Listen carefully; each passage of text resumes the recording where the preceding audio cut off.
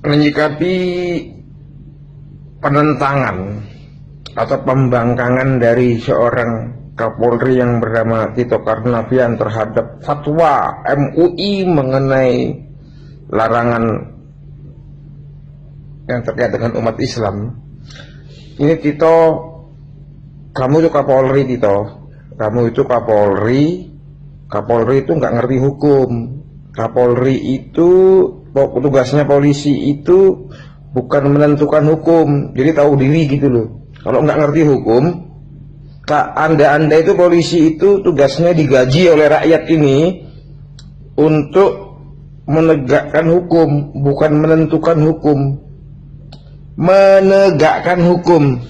Jadi kamu bukan pembuat hukum, kamu bukan menentukan hukum, kamu itu bukan hakim, kamu itu polisi. Polisi itu pembantunya jaksa. Kamu itu penegak hukum. Mengenai fatwa ulama, mengenai hukum, kamu harus tahu. Hukum itu sifatnya fiat, sisi daripada hukum itu adalah fiat justisia et pereat mundus. Ya kan? Fiat justisia et pereat mundus.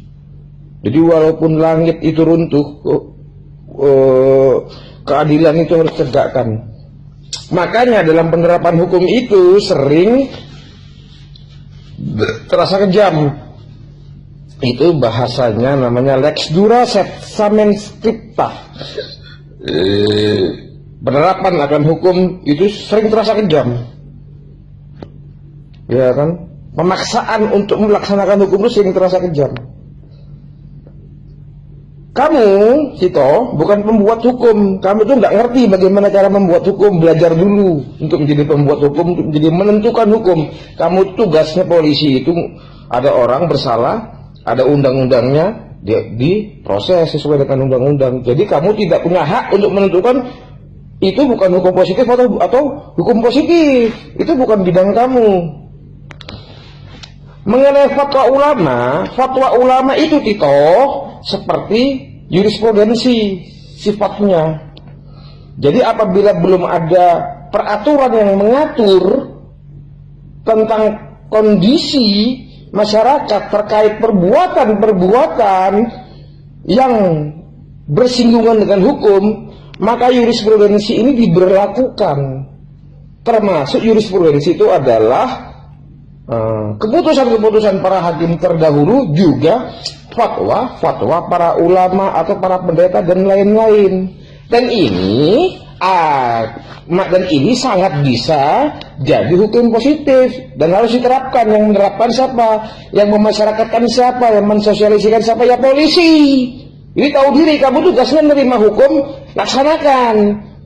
Jangan songong kamu, goblok aja kok sok-sokan menyatakan fatwa MUI bukan hukum positif. Belajar dari mana kamu hukum seperti itu, Tito? Lama-lama ngeselin sih lu, ngajakin perang lu sama orang Islam lu. Ya, dasar fatwa ulama adalah hukum positif.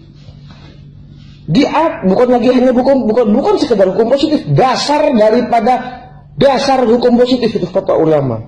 Dasarnya Undang-Undang Dasar 45 pasal 29 ayat 1, 2 dan seterusnya. Bahwasanya negara menjamin kebebasan setiap umat beragama untuk memeluk, untuk beribadah sesuai dengan keyakinannya masing-masing, termasuk menjaga akidah dari umat pemeluk agama tertentu untuk tidak terganggu akidahnya, kepercayaannya dan keyakinannya. Itu adalah tata cara beribadah, dan itu sudah diatur di dalam Undang-Undang Dasar 1945. Itu fatwa ulama itu bukan sekedar hukum positif, dasar hukum positif.